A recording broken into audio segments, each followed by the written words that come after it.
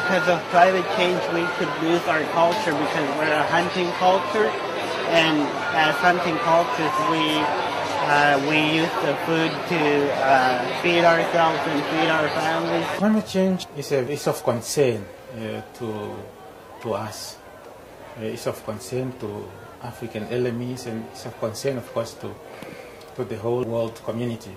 You see, the LMEs developed somewhat differently in terms of time and space, but they are all having the same aim, by and large.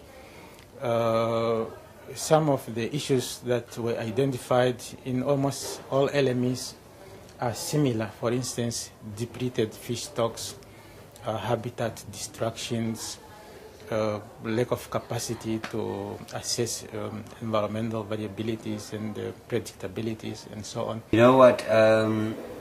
It's very difficult to determine whether the changes that we observe in the Big Whale Current are climate variability or change, or whether it's just a shift, over geological time, where the system goes into a different phase. However, the changes are there, and they are happening, and what we're seeing is that, for example, there's a higher abundance of jellyfish that hasn't been there before. There's a shift of some of the very highly valuable commercial species, around the southern tip of South Africa eastward. There is definitely a steady increase in the surface temperature in the ocean that will further displace, certain fish stocks and populations. And in some instances, we've seen some really disastrous events where infrastructure has been affected by very strong spring tides, and we cannot say yet, whether that is really sea level rise, but it gives us an idea of what the impacts could be like. Well, I think really the main challenge, as I say, is making sure we can continue and sustain the level of observations that we've started already, and build on those and identify the priorities in terms of monitoring indicators of climate change. Climate extremes are the things that are going to really hit Africa.